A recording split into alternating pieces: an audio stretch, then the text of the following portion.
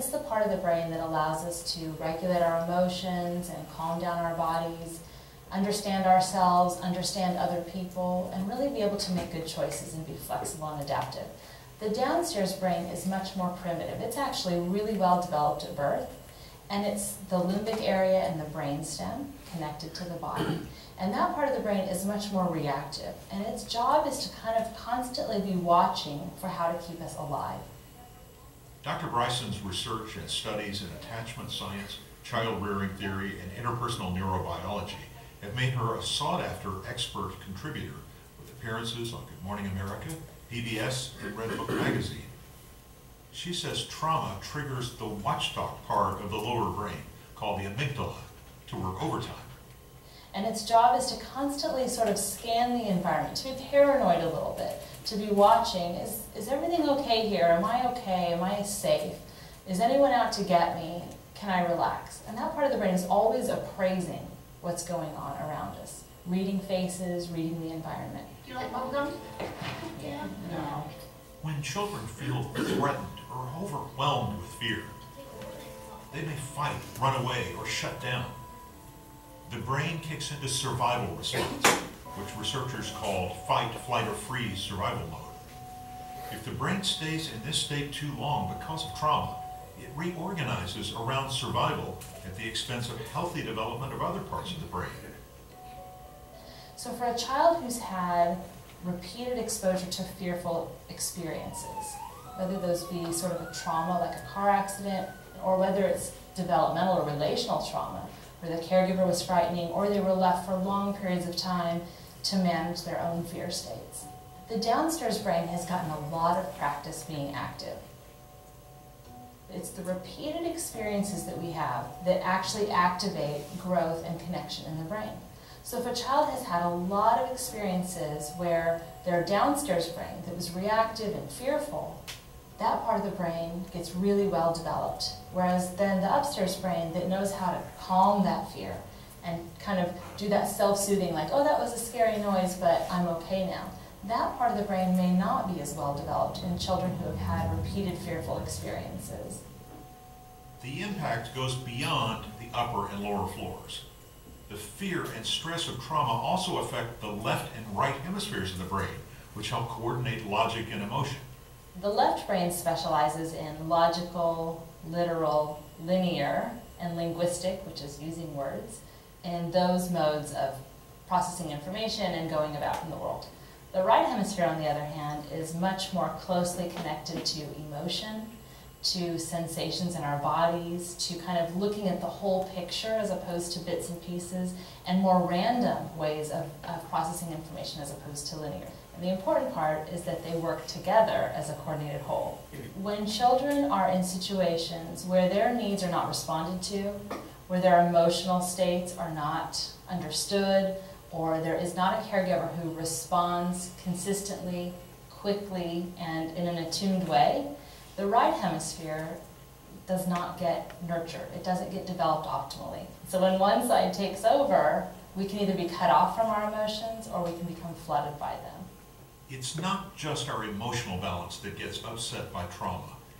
It also disturbs the delicate balance between our brain chemistry and the hormones that drive our central nervous system and our entire being.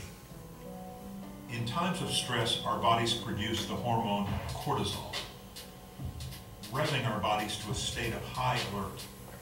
Periodic stress and short bursts of cortisol actually stimulate growth and help us adapt and change. When stress stays too high for too long, toxic levels of cortisol become corrosive and can lead to a host of long-term problems. Rockefeller University neuroscience professor Dr. Bruce McEwen is noted for his pioneering work on the impact of stress on the brain. In a chronic stress situation, our lab has shown that dendrites in some parts of the brain, like the prefrontal cortex and the hippocampus, will shrink and communication will be impaired. Most critically, Dr. McEwen says chronic stress takes a heavy toll on the vital front part of the brain that controls emotion, memory, and attention. The prefrontal cortex is very vulnerable, and when there is chaos in a child's life, lack of good attachment, development of the prefrontal cortex is severely affected. And it's involved in the downstream control of everything that's going on, whether it's impulsivity, whether it's aggression, anxiety. It helps control mood. It helps a person make decisions when to stop something, to do something else. It's the brain area that is so important for self-regulation, which is so important for success in everything that we do as adults. Dr. McEwen is a best-selling author, former president of the Society for Neuroscience, and expert contributor for the PBS series, This Emotional Life. Early life adversity and toxic stress is often associated with increased frequency of disorders like obesity, diabetes, cardiovascular disease, as well as brain problems such as substance abuse, antisocial behavior, depression.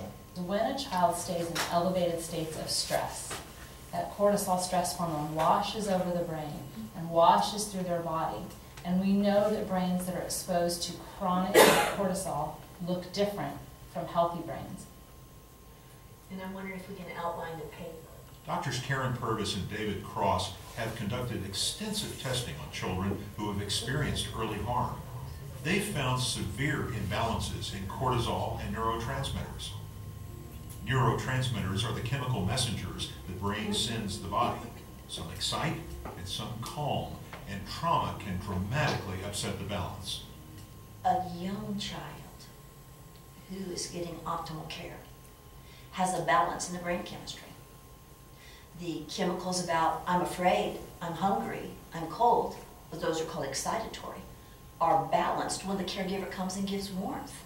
And then the chemicals about I'm safe, I'm fed, I'm loved, we call those inhibitory, come into play. And so this child has excitatory but then inhibitory.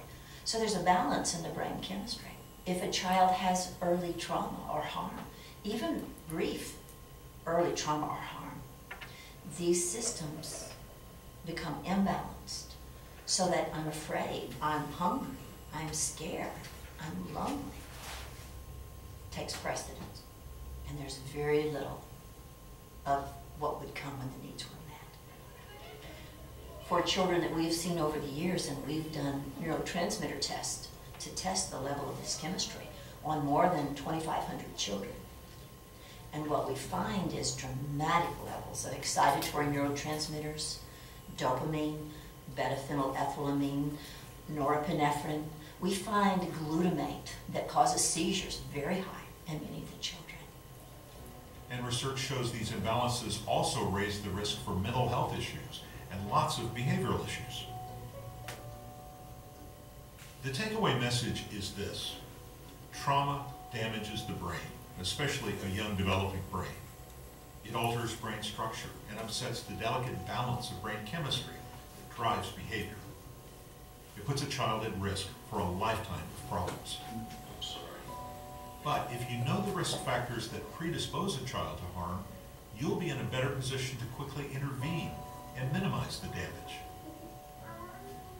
Up next, key risk factors. Okay, key Some risk factors are surprise. not up next. These videos are from Dr. Karen Purvis's Institute. Oh, now see, what did I do? Sorry, I'm outsmarting myself. I'll just call it up again. Anyway, Dr. Karen Purvis, TCU Child Development Institute, Institute of Child Development. I would encourage you to Google her, Google what she's doing. Also, we have all of these extended DVDs. You can check them out, or most of them were available on YouTube.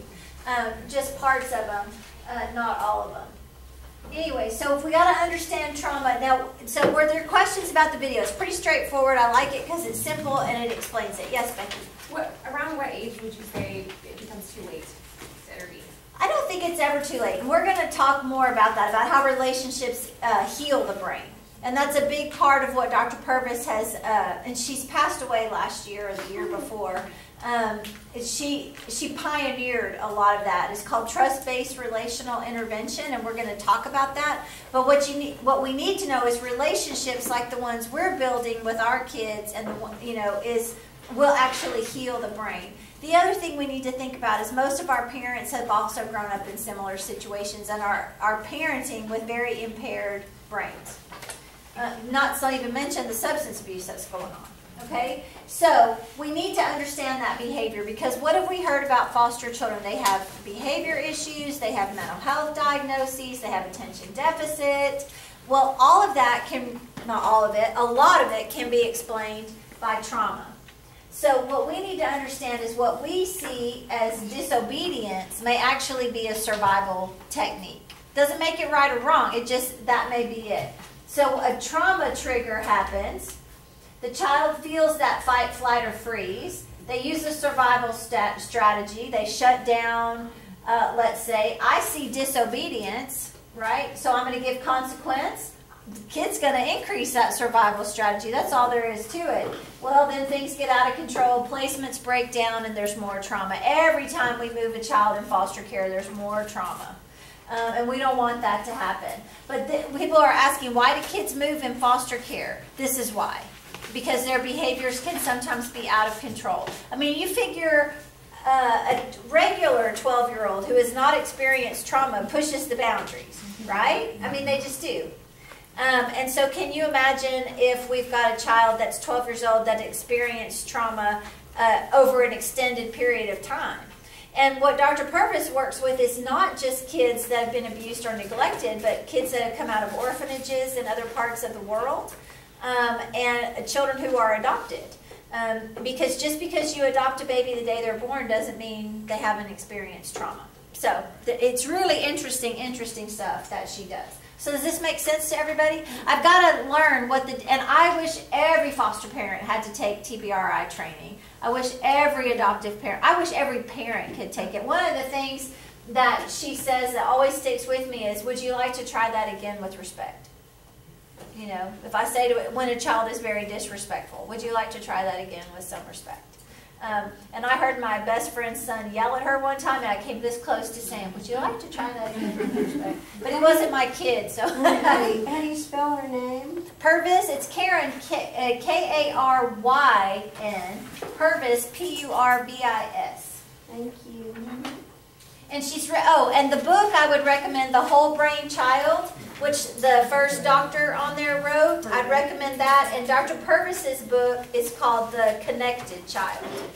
And that is an excellent, excellent book. All right, so the fight, flight, or freeze. When we see the behaviors we might see with this, when they're a fight, makes sense, yelling, kicking, hitting, right?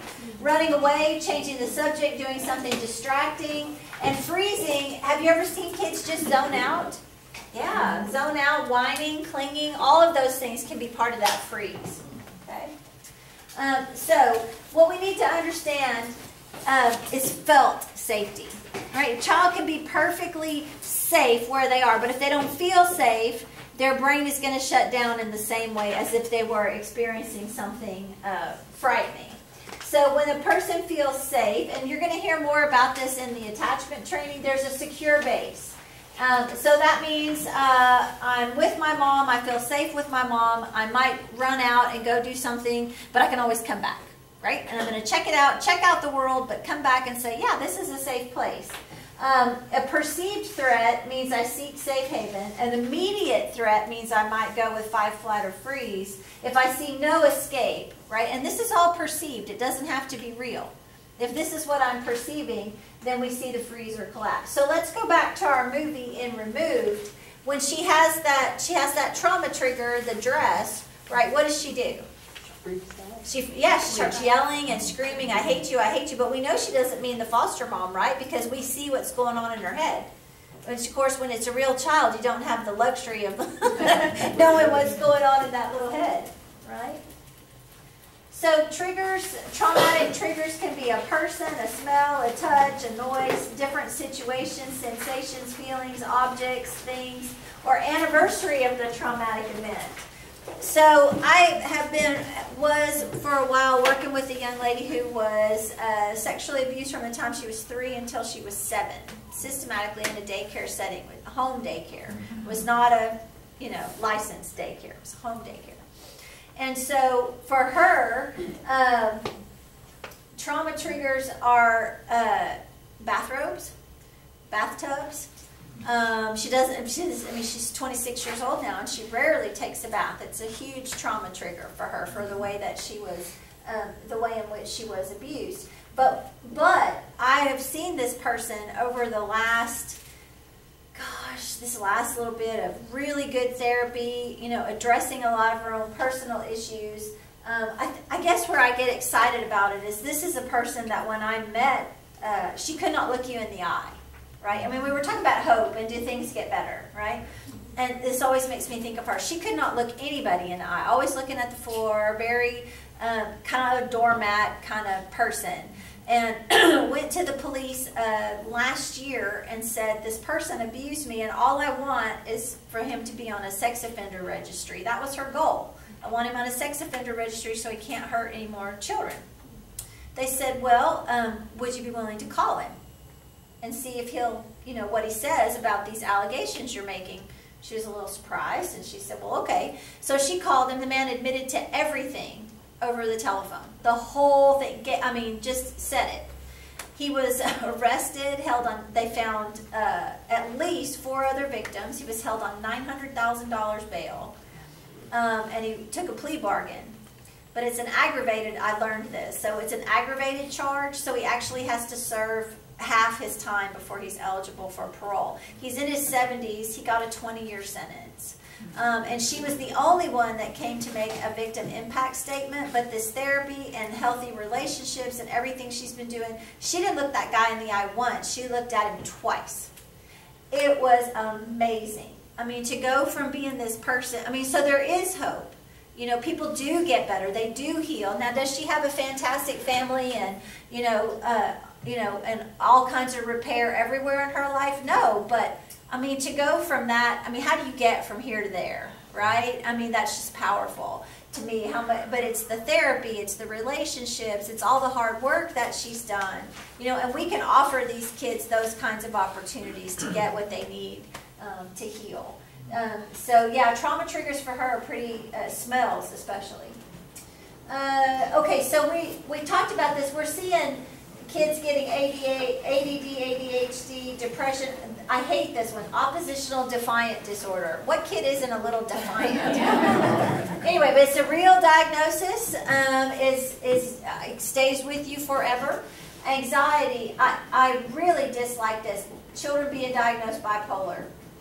Of course, I'm not a medical professional, but it really rubs me the wrong way. So what we see are behaviors that are mimicking mental illnesses, and they're being diagnosed. So if we go back to what we saw on the video, if the prefrontal cortex of your brain is not developed and it involves language and regulation of your behaviors and your impulsivity, then we're going to see things that look like ADD or ADHD.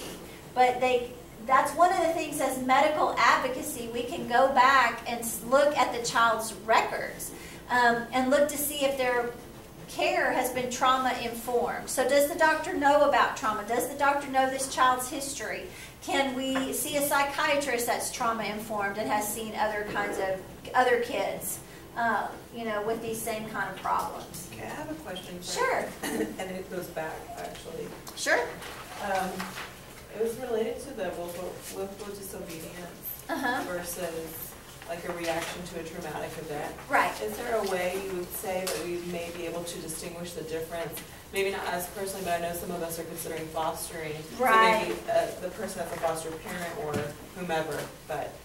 Gosh, I think it's getting to know the child and being able to distinguish a behavior, separating the person from the behavior. Does that make sense? Yeah. So this kid is doing X, Y, or Z. It's not personal, right? It's really hard not to take it personally when they're yelling and screaming, but it's not personal, and I've got to separate the person from the behavior. Address the behavior, but remember that it's not willful. in general, those kinds of behaviors. Now, I'm not, every 2-year-old has a tantrum, not Right. that kind of stuff, but stuff that's exaggerated. Or just like what we saw in the video, you know, out of nowhere, all of a sudden we get this outburst. Okay, I hope that somewhat answered your question. So children that have been abused or neglected, especially the older ones, have these kinds of beliefs about themselves. I'm on my own. Adults can't be trusted. No one really cares about me, and people only take care of me for money. You hear that from kids? And my needs don't matter.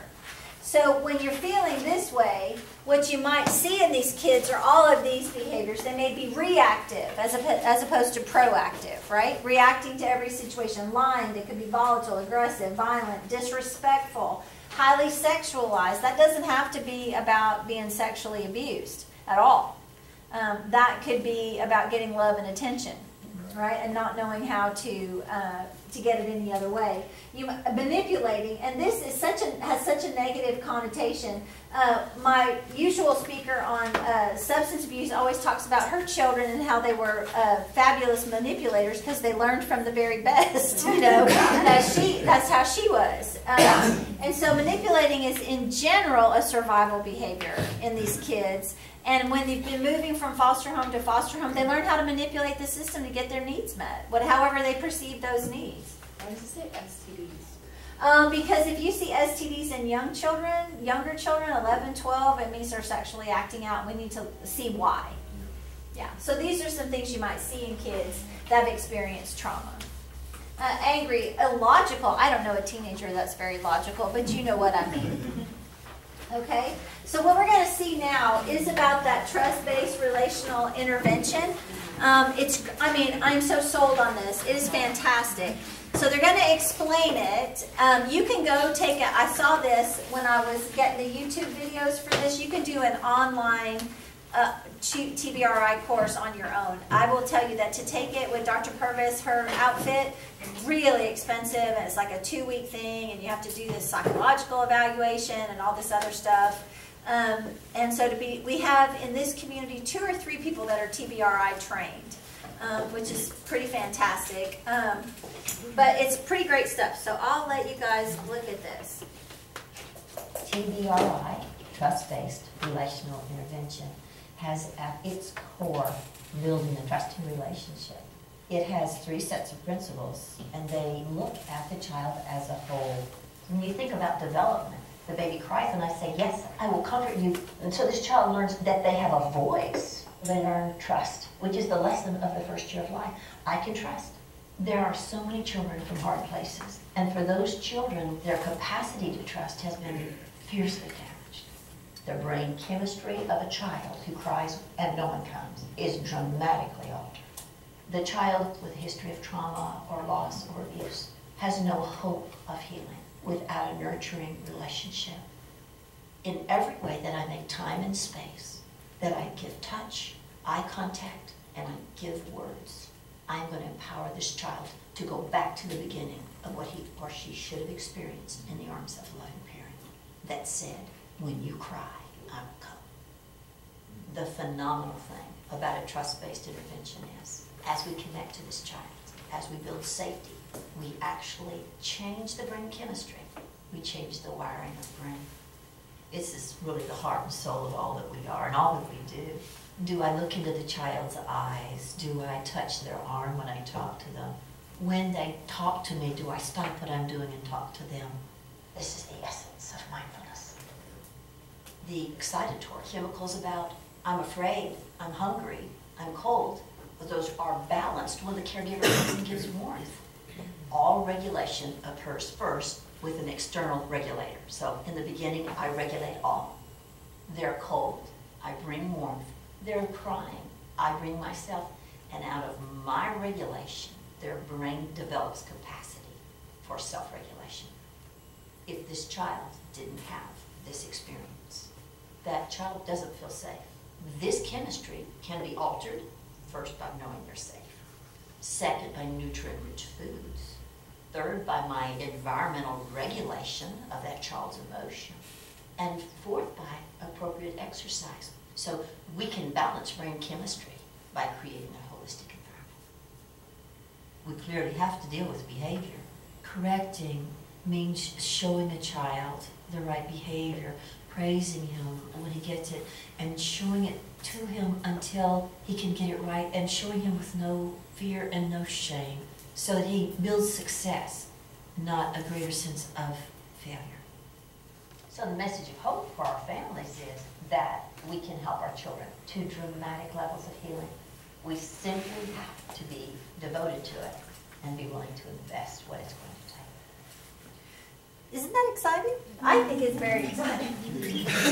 And there's the correct spelling of her name. So this article I gave you, 3 Pillars of Trauma-Informed Care, is excellent. This is like the best article ever written. It's what everybody refers to.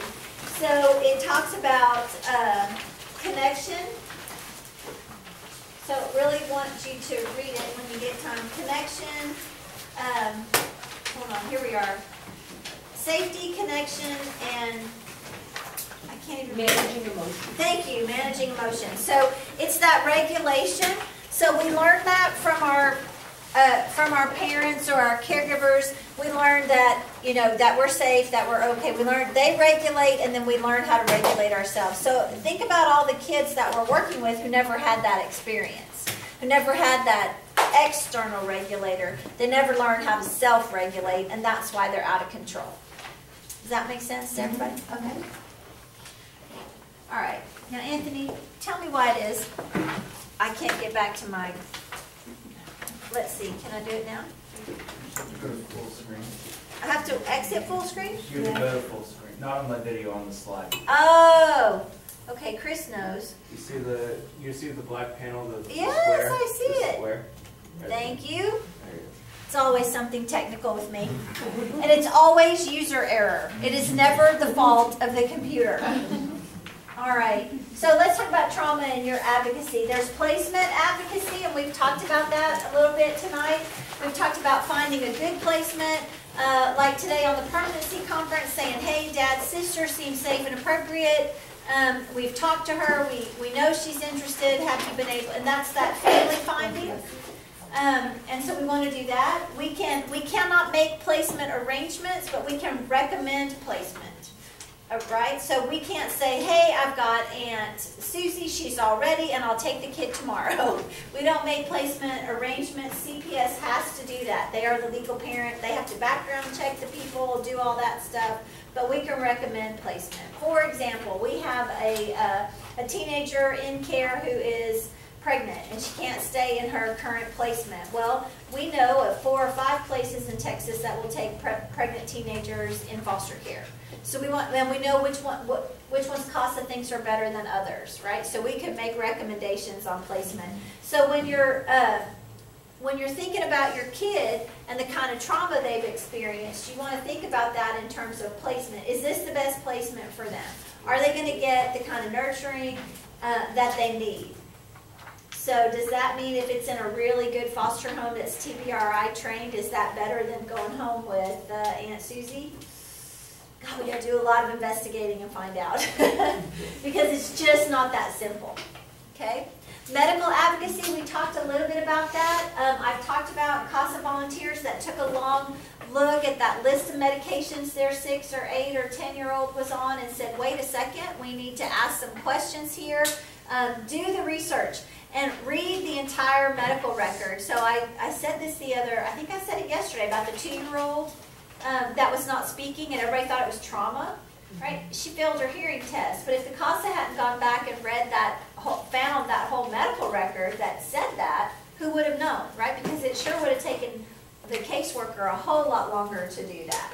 So medical advocacy is really important. And then education. I've got another little video for you about things that can help at school. And I wanted to go back to a little bit about what Dr. Purvis talks about plenty of water, nutrition-rich food, making sure that children are eating more often, like snacks throughout the day, making sure their blood sugar stays constant, and then the exercise, all those things working together to promote that self-regulation. So one of the things they've worked on is getting those kinds of tools into schools. and making that happen. So if we, now more and more teachers are becoming TPRI trained, which is interesting. But I'm going to show you this video, and then we're going to look at one more after this. This isn't very long. Because educational advocacy is huge. For many children from hard places, school can be a minefield. The impact of the early trauma and the way their house is wired can trigger them to react differently than children who have had a more secure beginning. You gonna have a good day today? Yeah. All right. With children from a hard place, it's not enough to button their coat, kiss them goodbye, and send them off to face the unknown. School can be a battleground for even secure children. Without your help, the child from a hard place doesn't stand a chance.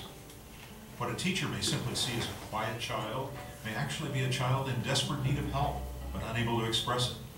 So the first important tool for school is to be an advocate for your child. The more helpful information you share with teachers and caregivers, the more you tip the odds that even in a crowded classroom, your child may get more of the kind of attention he or she needs.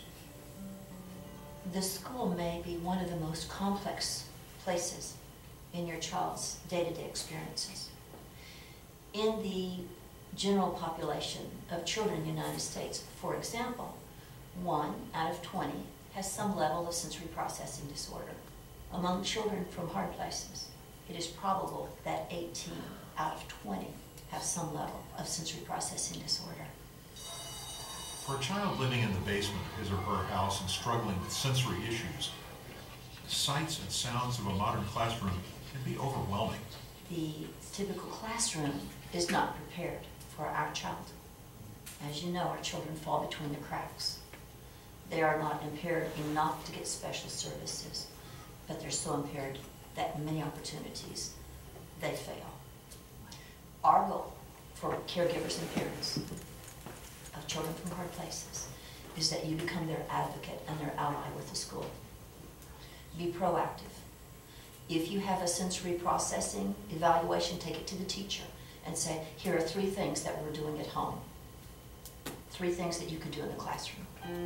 Many children end up in the principal's office for what is considered disruptive behavior. For a child with fragile neurochemistry who has problems with loud noises, bright blinking fluorescent lights, and harsh colors, classrooms can be a nightmare, triggering meltdowns that seem to make no sense. Studies have shown that many children do better with small lighting changes or when they're not confined to their chairs.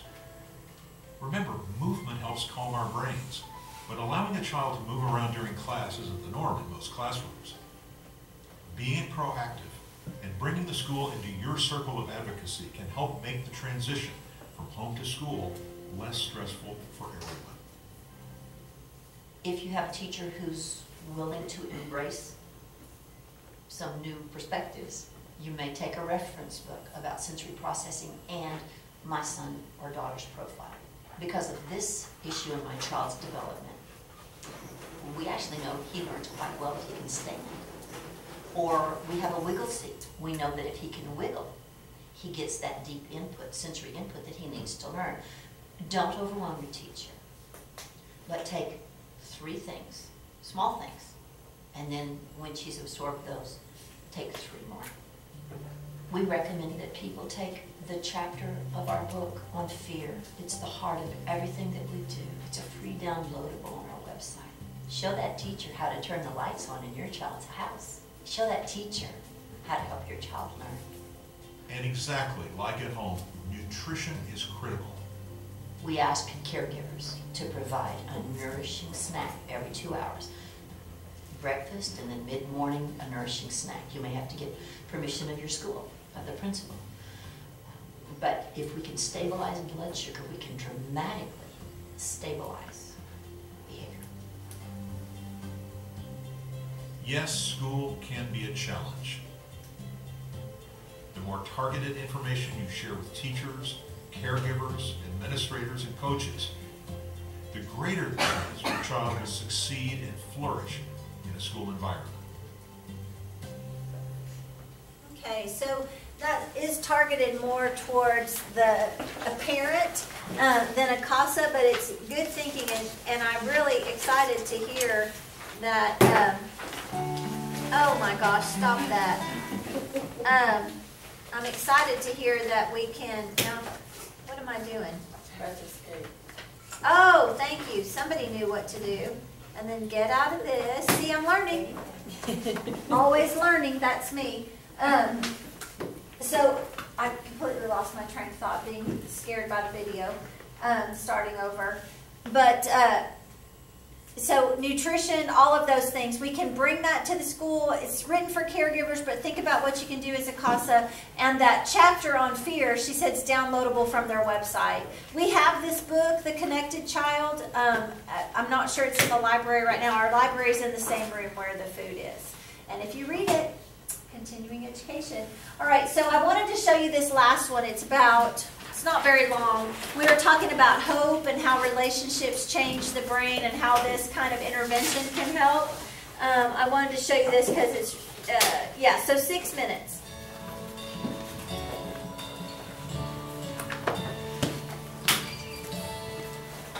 My name is Lee Christensen, and we adopted our daughter Chloe from China in 2004.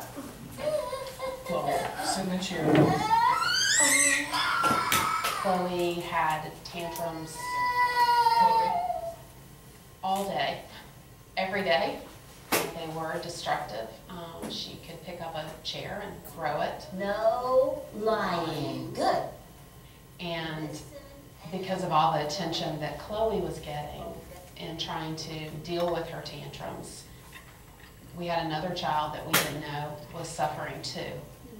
And I think it was at that time that we knew that we needed to get help from someone. I'm Rod Christensen. We got help from Dr. Purvis. Our family was extremely chaotic. We walked on eggshells to avoid meltdowns. It was a constant battle to maintain peace in our home. I didn't get a shot at doing that. But I said we might, if we have time, come back later. Chloe is power and was very strong in her desire to control situations as even a small child. I tell people all the time, Chloe would flip over a table. I'll be honest and tell you that when we were invited to Texas to meet Dr. Purvis, I thought, this can't be real. But was at the point that I would have done anything. So I stuffed my concerns and we got on the plane. And I was amazed at what I found. Look how precious is that girl. This is a beautiful child. It's Chloe.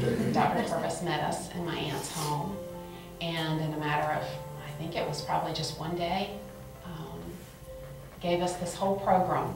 What did you do wrong, Chloe? Can you tell me? You don't know? I didn't know how I was going to make it work. I didn't understand it. She was always saying things about being attuned to our child, and I kept thinking, what if I'm never attuned? You know, what does that mean? What kids really want is family time. They just want to be with you. In a nutshell, Dr. Purvis took our very chaotic, messed up life and helped us get back toward order. The amazing Chloe! The program works because it understands the root cause. It wasn't a misbehavior issue. It was a result of coming from tough places. Having a glimpse into the science that's behind all of this definitely helps me understand it. Maybe that's the way I think about things. I had more compassion because I understood it more. We were clueless going into an adoption. And I think the guilt I feel is that I didn't do research. But I didn't know to do research on something I didn't know about. I can't imagine what the last 11 years would have been like had we not had the help from her that we got. I can't imagine what it would have been like for our marriage. I can't imagine what it would have been like for our son. And I can't imagine what it would have been like for Chloe. I see other families that don't want to listen. And I see when they hug their child or kiss their child, and I see the child wipe it off. And I remember Chloe doing that. And I just wouldn't want her to be 12 years old still wiping off my kisses.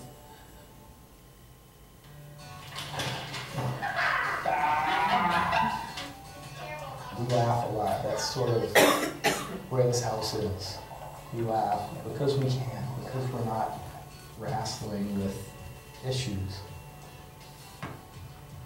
Ben has benefited from the program in that he was impacted by the situation in our home. And I can't really imagine what he would have been at 13 had we not had help from Dr. Purvis. My name is Ben Christensen. I'm 13 years old and I'm in the 8th grade. It was difficult. You know, sometimes I just had a hard time just at home and stuff with the tantrums and stuff, and I wouldn't know what to do, so I would just kind of have to go off to the side, and a lot of times I just missed out on stuff. But because of the program, we were able to be a family and be nuclear and grow together. I think we know how, when anybody gets upset, how to cope with it. Just at our age now even, it taught us that, and it also, you know, just helped out with her when she was smaller. I'm Chloe Christensen, and I'm in 7th grade, and I'm 12 years old. I do know I did throw a few temper tantrums a lot when I was little, but I don't think I throw that many now. Sports a lot. I'm kind of athletic, so sports is usually the thing I do the most. I actually like school a lot. I like getting up in the, well, I don't like getting up in the morning, but once I'm up and everything, I like going to school. Oh yeah, I like life. Life is good. Chloe now, at 12 years old, has the biggest personality ever. She is her own person. She's not a follower. Chloe's a well-adjusted girl. She's an amazing daughter. She's an athlete. Well, I want to kind of go into like the Olympics maybe one day and try that. Just kind of see what would happen.